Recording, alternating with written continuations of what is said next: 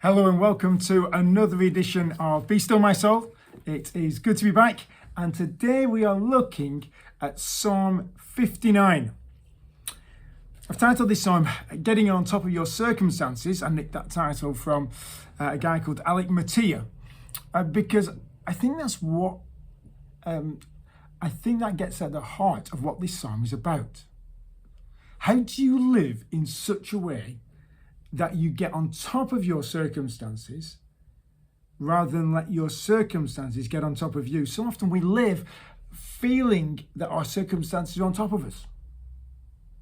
Well, how do we reverse that? The little heading at the top of this psalm, the superscription, tells us about the context of the psalm, which we find in 1 Samuel chapter 9. David is under house arrest. He's surrounded by his enemies who are watching his every move, and they've been ordered there, these spies, in order to kill him. And they have to do this privately because David is so popular amongst the people that they dare not do it publicly. David doesn't want to be destroyed. He even puts this title, Do Not Destroy. And his response is to look to God and to God's strength. Surrounded by his enemies, he must have been fearful, and yet he looks to God. He looks to God's strength and sees that God is stronger than all his enemies.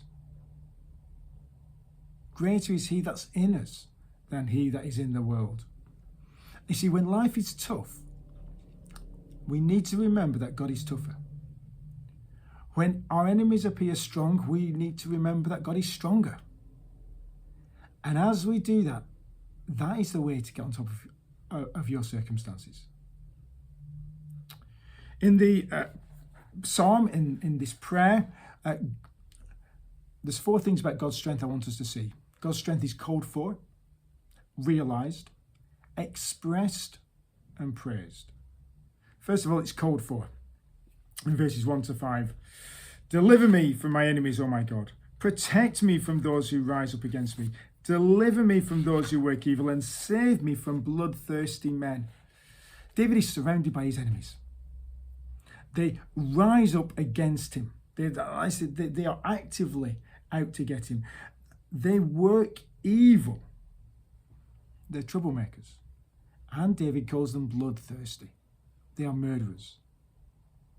Now, in response to those four things, David calls out to God for deliverance. He does this again and again, doesn't he? He's always in danger, is David, and he always calls out to God for help.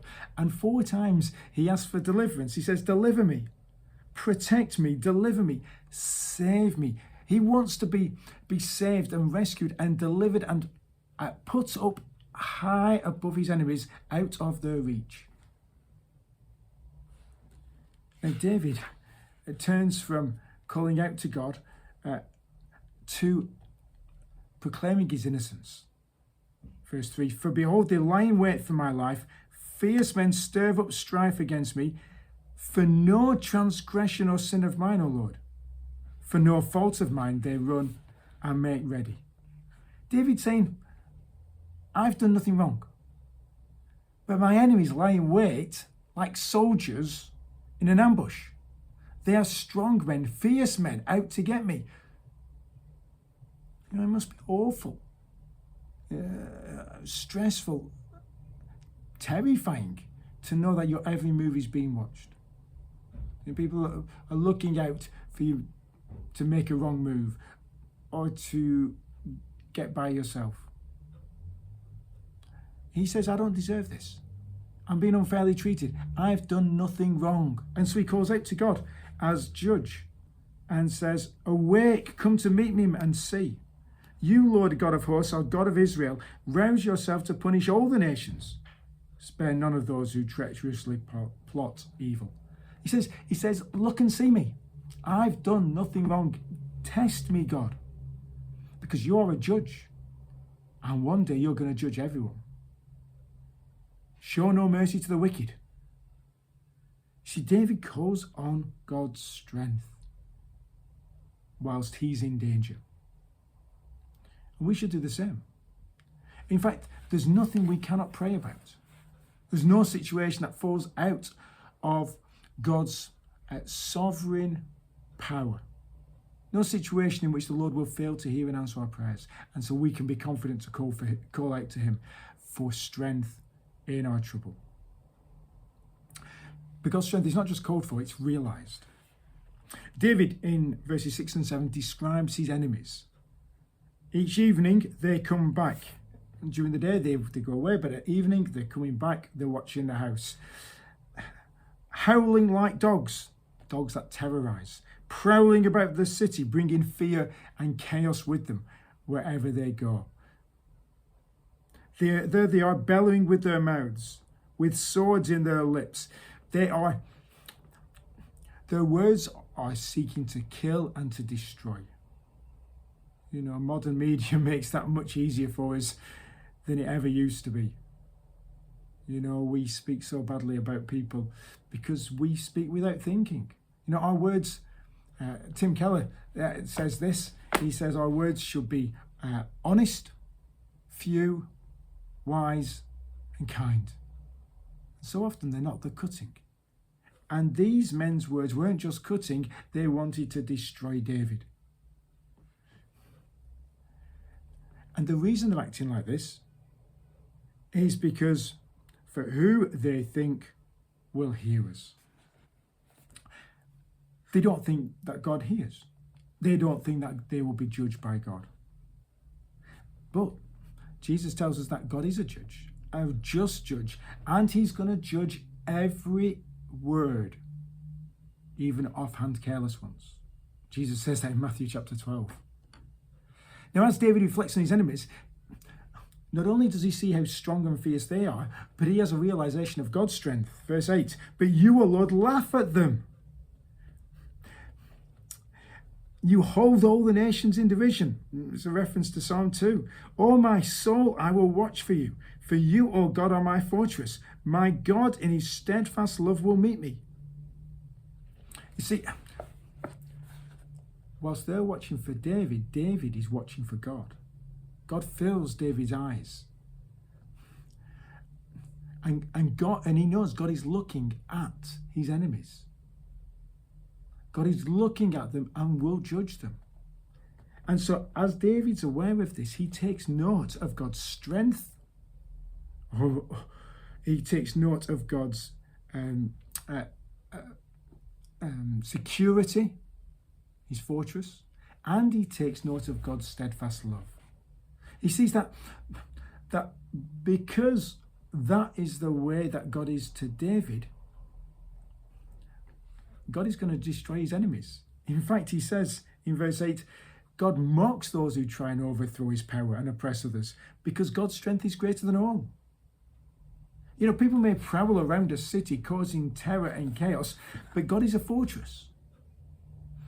And so David and we, if we're trusting in God, are safe out of the reach of our enemies. We need to remember that. We need to remember just how strong God actually is. But then David turns to talk about the fact that God's strength is expressed. God is sure, so David is sure that God will express his strength by judging his enemies. Verse 10, God will let me look in triumph on my enemies. They're watching for him, he's watching for their downfall. David says, I will see the last of them. And David wants, this is really interesting, David wants his enemies to be judged gradually. Verse 11, kill them not, lest my people forget. Make them totter by your power and bring them down, O Lord, our shield. See, David's got an agenda. He wants God to judge his enemies, but he wants him to do it gradually so that the nations around might be instructed and God's people might be encouraged as they see gradually God's enemies being judged by him, really clearly that God has the final word. And verse 12, for the sin of their mouths, the words of their lips, let them be trapped by their pride, for the cursing and lies that they utter, consume them in wrath, consume them till they are no more, that they may know that God rules over Jacob to the ends of the earth. The reason he gives for their judgment is not because they've treated him badly. David doesn't, mourn. He's not a whiner. But he says, look, God, they've sinned. David wants exact justice. He wants God to express his strength in judging his enemies who act sinfully. He says, God, stand against evil, stand against sin, and in your strength judge. But finally, in verses 14 to 17, we see that God's strength is praised. Verse 14, each evening they come back howling like dogs and prowling about the city. They wander about for food and growl if they do not get their fill. Each evening, David's enemies keep coming back, howling like dogs. When they get there, they see it. There's a massive contrast. You see, when they get there, they hear David singing. Verse 16, but I will sing of your strength. I will sing aloud of your steadfast love in the morning. For you have been to me a fortress and a refuge in the day of my distress. O my strength, I will sing praises to you. For you, O God, are my fortress, the God who shows me steadfast love. See, they're coming back, surrounding the house, thinking that David's going to be fearful. And what do they hear? David singing God's praises and singing specifically about God's strength, his security, and his steadfast love. You see, David's knowledge of God allows him to sing because he knows that God's going to come through for him and he will wake up in the morning and live to serve God another day. That is our hope. When we are troubled by others, when our enemies gather against us, we have hope in God. We have hope that God is going to overcome them, judge them, and deliver us. And we know that for sure because of what happened to Jesus. See, God's enemies gathered against Jesus, and they gathered against him at night. They surrounded him in the Garden of Gethsemane. And God allowed them to overcome him and kill him. And he died on that cross, surrounded by his enemies who mocked him. But of course, death could not hold him. And he woke up 3 days later and rose from the dead. He ascended into heaven and he will come back again to judge the living and the dead. And the judgment of the world and the everlasting torment of the wicked will be testimony to his justice. And if you and I put our trust in him, we will be saved from that judgment. We will be secure forever. Because we've made God's strength our trust. If you want to get on top of your circumstances, look to God's strength. He's stronger than all. Life is tough, but God is tougher. Thanks so much for tuning in. Till next time, God bless.